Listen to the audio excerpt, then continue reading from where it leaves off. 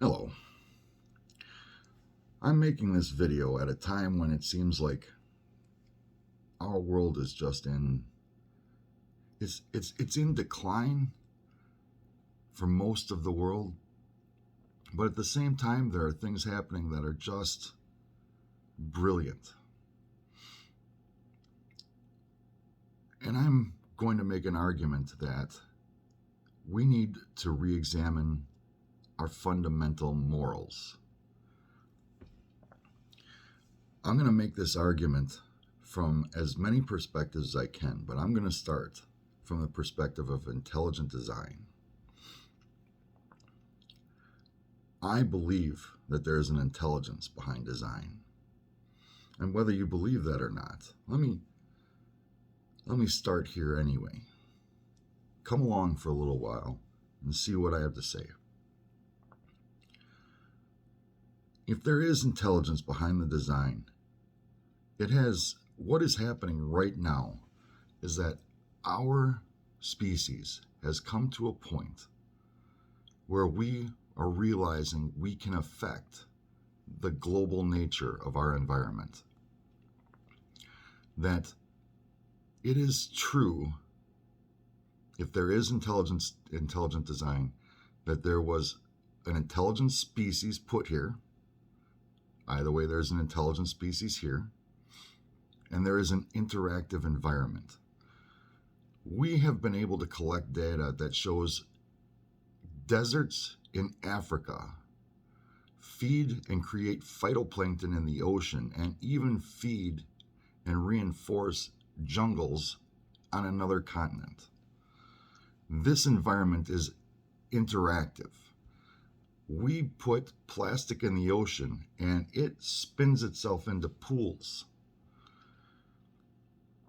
We put chemicals on our crops and it works its way into the food chain. This is an interactive environment, and we are finding out now to what level we can affect that environment. What I'm arguing for is that the intelligence behind the design has put in place a warning system, something we can figure out. It's not, if there's intelligence, it's not an accident that simultaneously we are able to affect our environment while simultaneously being able to collect the data on how we affect our environment, while simultaneously having all the tools we need to course correct our interaction with that environment. Maybe that's fate, maybe that's natural mechanics, or maybe it's intelligence behind the design. But that's where we find ourselves. We know it's an interactive environment. We know we can affect it negatively. We know how to correct it. And even if we don't know all the answers on how to correct it, we have the tools available to discover those answers, if that is the focus of our path of progress going forward. I'm going to argue that this shift in our morality is natural. It is the unwritten law of morality from nature.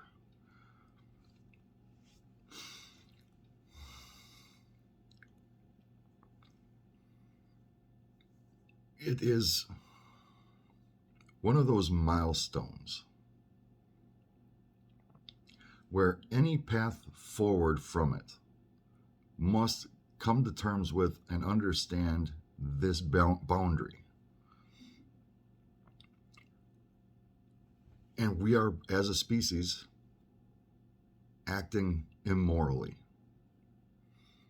Creative and entropic morality. Entropic, when you think entropic, think all things tend towards decay or disorder.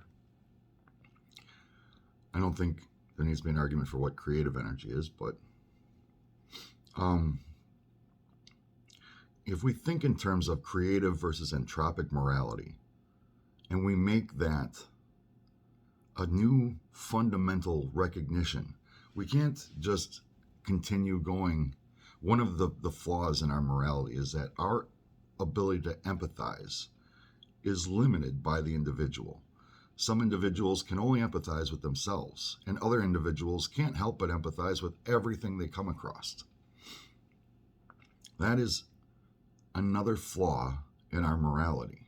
And maybe it's possible that, while yes, some of the people with limited empathy are made that way by their environments, but maybe there is a place that we don't recognize yet for people with those limited moralities. Maybe that's part of the design. But in the current environment that we interact in, all we see is destructive outcomes from that.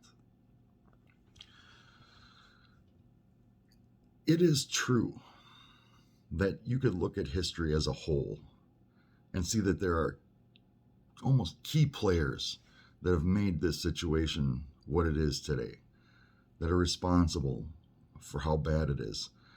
But at the same time, those players are operating within a system that is thousands of years old. And nobody, we as a species, have not been able to come to a point where it can be fundamentally recognized globally. What's called for isn't war to put down the bad people.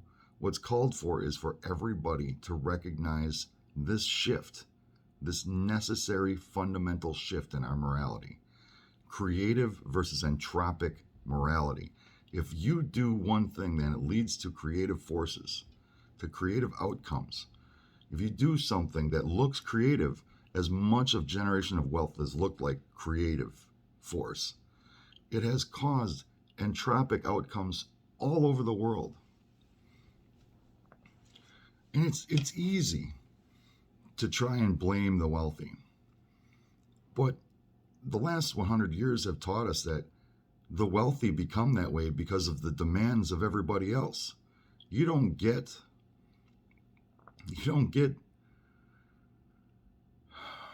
the entropic force that is bad health from fast food without the masses wanting that fast food and making the people who make that fast food wealthy.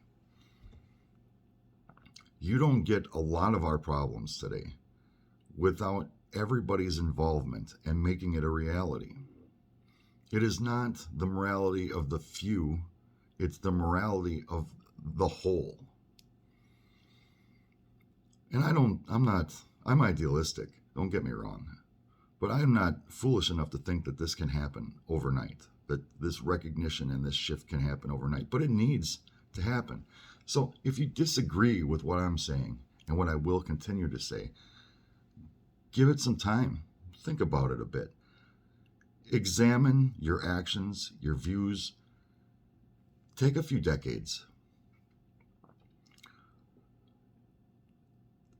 As humans, we have a great capacity for change.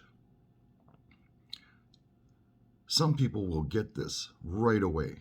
As I'm saying it, they'll say yes. Other people will be like, oh, no, but your life goes on and things in your life change. Give it another thought. As you're having children, as you're having grandchildren, as you're making decisions that affect employees or coworkers, as you're approaching the end of your life, give it some time. A moral change, creative versus entropic morality. And I'm not arguing. It's two main arguments for the origin of our morality is that it comes from God or that it comes from us. If it comes from God, if it comes from intelligence behind the design, then what more do you need? What more of a sign do you need? That intelligence is practically screaming out at you right now. And here you are. Here we are at the precipice of a final test.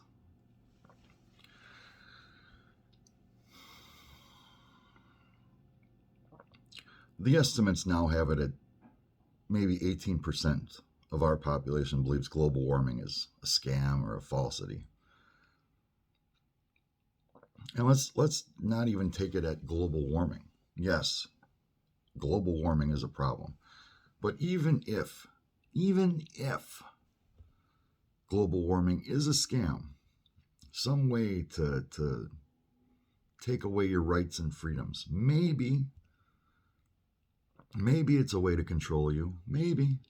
I, there's too much evidence for that to be the case. And it's not from one source, it's from multiple, many sources. But even if, can you still deny that our environment is changing in an entropic way?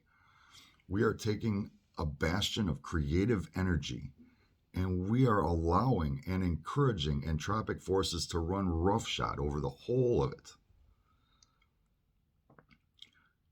Just take 5 minutes and try to think of examples of where that is true, whether it be in your farming communities, in your cities, in your states, countries, continents. Our morality is allowing entropic forces to just run roughshod. Now, if you're still watching this and you don't believe in intelligent design, hopefully you can recognize the value of the change I'm trying to suggest. If you do believe in God, and you tell me, what does it matter? The apocalypse has got to be here now. Give me a chance to show you that we could avoid this self-created apocalypse. And it might be worth it. There might be more to the plan than this is as far as we get. There could be a lot more. There is an enormous universe out there. And some of the hope is that we're finding out that there are useful materials in that universe. In our local neighborhood, there are useful materials. There are things that we can discover and utilize for prosperity, not just doom.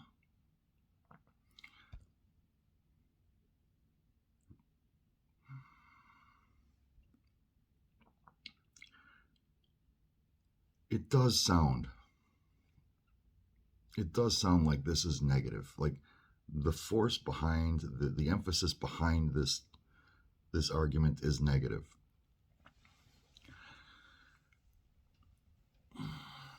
And right now, psychologists and counselors are telling us that there is a growing number of people who identify with the understanding of global warming and are paralyzed by it. They're frightened. There's nothing that they can do. They feel hopeless, and to the point where they're no longer they're second guessing their desire to have offspring.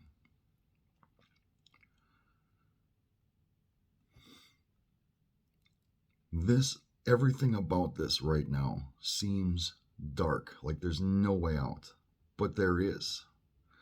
The point of this argument I'm making is to share hope. I wasn't just being idealistic when I tell you we have the tools to reverse this. We have everything we need to reverse this. We know now what actions cause negative. We know the parameters of an ideal environment. We know what areas we need to stop, slow down, or improve in order to retake that ultimate environment, optimal environment. We have one of the things that our cultures have given us, the most important thing that they've given us, is the ability to collect, understand, and share data. We have the data now. We have had the data, and we keep getting better data. It's right here, and we have the tools. Yet, a lot of green energy it's had a rough start. It's had a rough start. It's been industrial, which makes sense. We have made most of our progress in an industrialized fashion. But we have those tools as well. We can adapt. If we took it,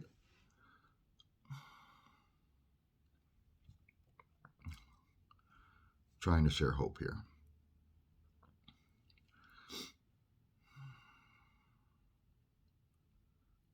One of the things, it's true that if we continue as a species, this industrialized way that we approach green energy will probably work out in the long run. If we last long enough, it will probably work out in the long run. We will adapt. We will figure out the tools we need. We will gather the data we need, and we'll make it work. Right now, there are arguments that can be made for how it doesn't work, how it's sometimes more wasteful than it is creative. It is sometimes more entropic than it is creative. It's true. Sometimes that is the case. The intention behind it is to help, or maybe sometimes the intention is to corner the market. We live in an industrialized society. If we go with an industrial approach, odds are that there are entropic forces behind the systems we are trying to put in place. Doesn't mean that we have to be limited to that.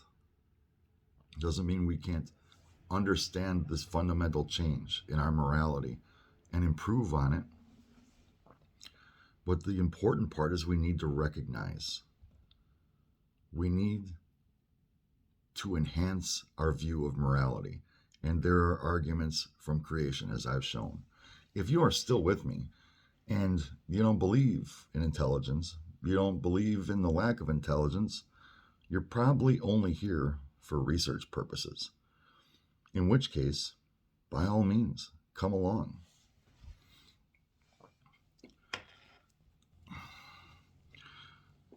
One of the problems, when I made the discovery that led me to where I am right now, it almost ruined me. I don't know how many people watching this will know what it's like to have made an enormous discovery, only to have it blow up in your face to show you that, by showing you that it's too big, it's too much. The implications are too vast, and the resistance is too strong.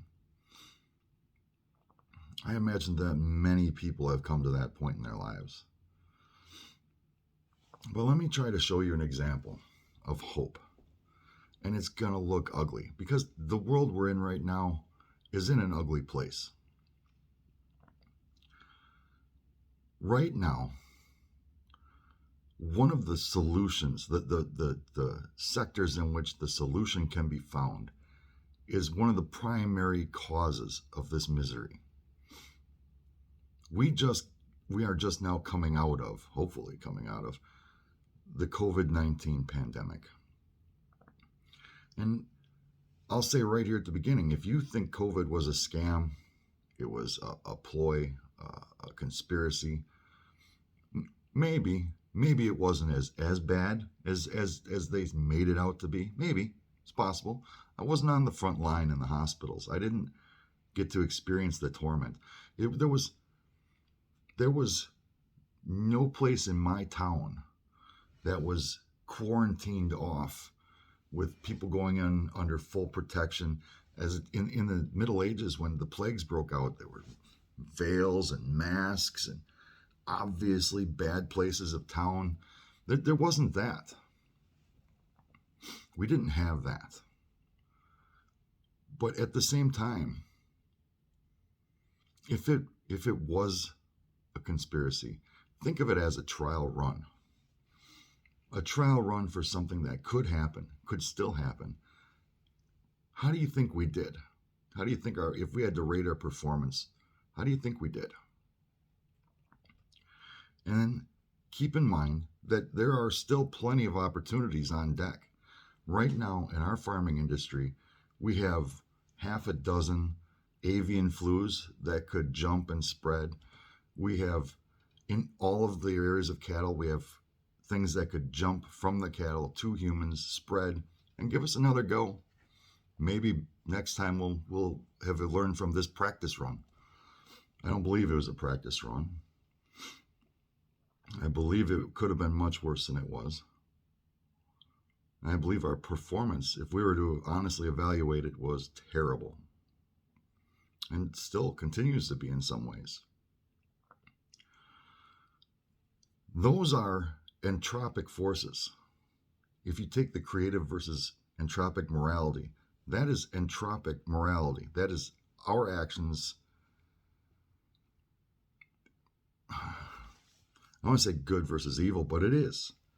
It is. It is good versus evil, creation versus entropic.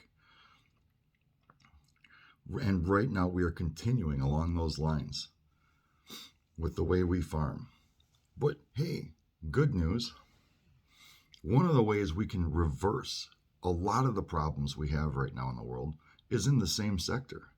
We now have the data on what it's like to farm vertically, the variety of crops that we can farm vertically. We now have ways that we have all the technology we need to recycle and recirculate the water needed for it.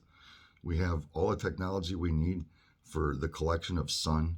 We have all the technology we need for the reclamation of soil.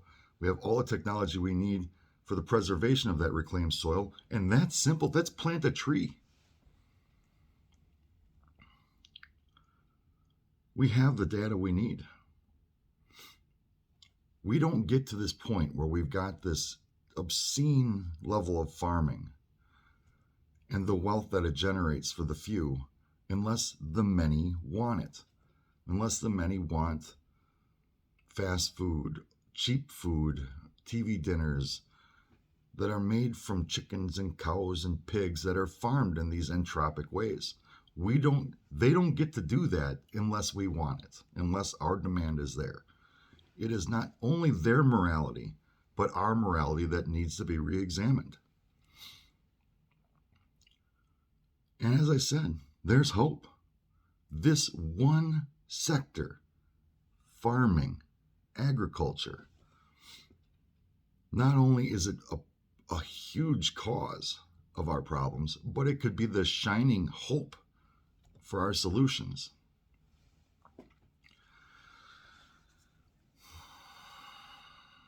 Yes, it would require change. And I'm sad to say I live in a region in this world where that change may be most difficult. I feel like where I live would be highly resistant to these changes. But if you want to change it, if you want to head this thing off, this is where it has to start. There has to be a gut check that says, whoa, what we're doing there, how we're doing that, that's immoral. That's not just, oh, well, that's terrible. Of course they did it that way. That's how humans do things. It has to be, whoa, no, that is immoral. We have to stop. Look, here's another example. Clothing.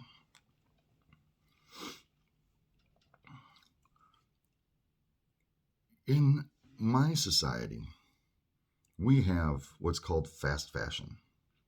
Fashion has just gotten incredibly out of control. But these are clothes. This is what we consider a fundamental right, is to be clothed. Clothed, housed, fed. These are human rights. There was a story on the news that covered, so we get these garments made in very entropic ways. It is morally entropic how we get many of these garments made. And then we ship them halfway around the world so that we can buy them. The shipping is more entropy. The way we buy and sell them is more entropy. And then the best way we discard them after we use them for however long, sometimes one use, and then we discard. The best way we do that is to donate them. When you're getting rid of your clothes in the most responsible way, we're donating them. I'd say recycling is probably better, but donating is one of the best ways in which we get rid of these clothes. What happens there is the vast majority of these clothes get pressed into bundles, loaded back onto a ship, and sent halfway around the world again, where they are now. They've got these tent cities that go far as the eye can see, where they're buying the bales, tearing the bales apart, finding what's useful, and most often it's nothing useful in these barrels, and getting rid of the unuseful stuff, in forming these enormous mountains of useless clothing. This is the most responsible way we have of getting rid of these clothes, and its results are terribly entropic. These mountains are growing. The fabrics we make the clothes out of nowadays aren't degrading, so it's just growing and growing until they press themselves into these solid mountains of discarded clothing that fill the ocean and pollute the beach and kill the wildlife, and they aren't going anywhere. And that's the entropic result of the most responsible way we have of getting rid of these clothes. That's the responsible parties. That's the result, the entropic result of it. I don't know what area you live in, but I don't live in an area where the vast majority do it the most responsible way. The vast majority in my environment don't donate the clothes. They throw them away, which means the landfills they have there are tiny compared to the problem we actually have in our landfills. It's just like the indicator that tells you, hey, this has got to stop. This is entropic results from what seems like creative actions. They're not creative actions. They're irresponsible and immoral actions. And the results are clearly visible. But the hope is we can change that. We have the data. We have the ability to collect the data. I've just given you some. We have the ability to understand the data. I've just explained some of it. We have the ability to share it. I'm sharing it now. We can make a difference. I realize there's going to be resistance. We live in a world where we still want that. We still want that hope, that possibility that one day we'll be the wealthy, we'll be able to be the comfortable ones. You don't get a lottery system without that hope. We want that hope. And one of the reasons it's been allowed to persist is because so many of us want that hope and cling to that hope. We can stop this. We can turn it around. Now, let me give you a model, a way in which we could turn this around. For thousands of years, we've operated under a system of governance and organization that is, as lately in the 80s, was coined as trickle-down economics. That wasn't a new theory. That was a lack of taxation and a lack of regulation in the hopes that the system would continue better, that more ships would be risen with the tide. But it's not a new system in the 80s. It's a continuation and a refinement of a system that's been here forever. For thousands of years, that same system was just being refined, given a catchy label, and distributed to the public. What we've seen as a result from that is that it doesn't work. We are not only reaching tipping points in our environment, but we're reaching tipping points in our workforce. That system is not working. We cannot continue to hold on to that dream in the back of our consciousness that says one day we could reach that. If I scratch the right ticket, if I think the right thought, if I come up with the right idea, if I meet the right people, if I screw over the right people, if I do something right, I will reach that dream. We have to let that go. We have to determine for ourselves wealth is important for progress. Competition is important for progress. But the system can still maintain wealth as long as the merits deserve it. One of the things that imperialism, having emperors and kings, taught us is that under the right rule, the people can thrive, invention can thrive, creativity can thrive, health can thrive. Under the right rule, barring any, plagues, society can grow. But what it also taught us is that just rule is hard to come by. And if it's hard to come by, it's even harder to maintain. What capitalism has taught us is that wealth, mobility, creativity, competition, ambition are important to the betterment and the advancement of our understanding and our abilities. These are crucial. I don't live in a socialist environment. I don't live in a communist environment, but I am willing to bet that even those systems have taught us something that is invaluable. We can't argue about whether it should be capitalism or socialism or communism. We can't argue that anymore. Nobody's really arguing for imperialism anymore. That system's kind of gone away. But these systems have something to contribute. And we can no longer afford this entropic morality that says it's us versus them. We need to come together and decide and discover what we've learned from these systems. It can't be one or the other, because all of them have had vastly negative or entropic results. All of them. Some more so than others, some more visible than others. As with farming, one of the results is half this world is far too skinny, and the other half is far too obese.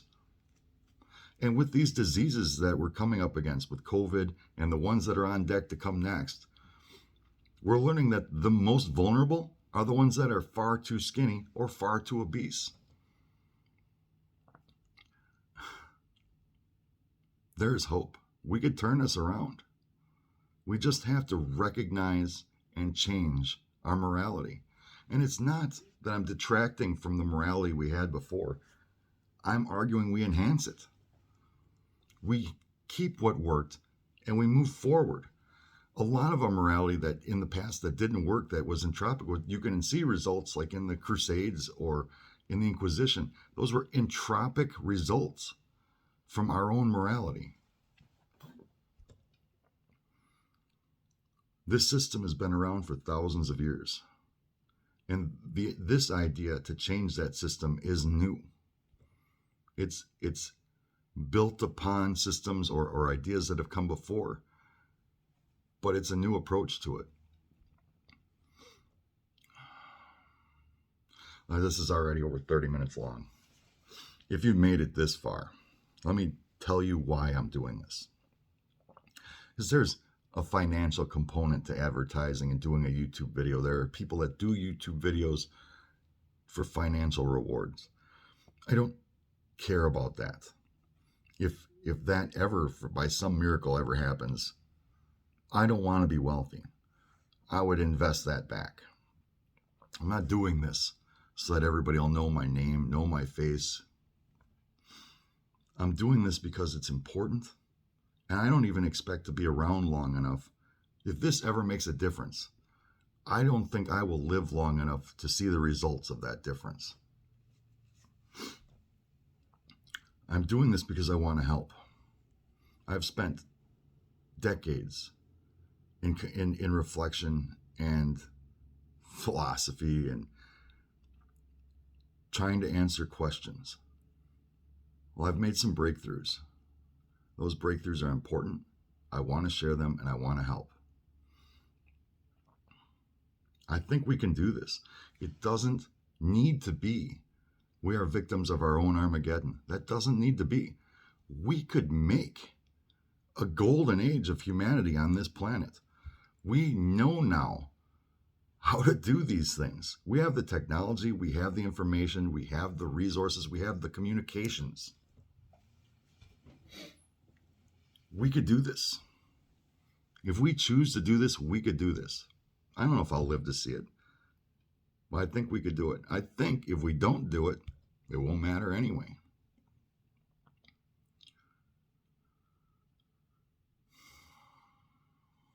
If you've made it this far, we're 36 minutes in. If you made it this far, like, subscribe, and share. It's important, and there's no cost to you. If you have made it this far, you either agree or disagree, or you're still working on research. Like, share, subscribe, and let more people make this decision. Let more people be exposed to this kind of thinking. I'm going to do more videos on this. I don't have to just do farming. I can do topics and show you how entropic morality has led us to terrible results in everything from sex to politics to... I challenge you to find a way in which we organize our societies that isn't affected by this. And I'm going to do videos on as many of those subjects as I can come up with. So like, subscribe, and share. I think this is important. I don't care about being wealthy. I don't care about the fame. I think this is important, and I'm one nobody from nowhere. If somebody else can see this and say, hey, he's got some good points, but this is where he's wrong. If this can help, like, share, subscribe. Please. Thank you.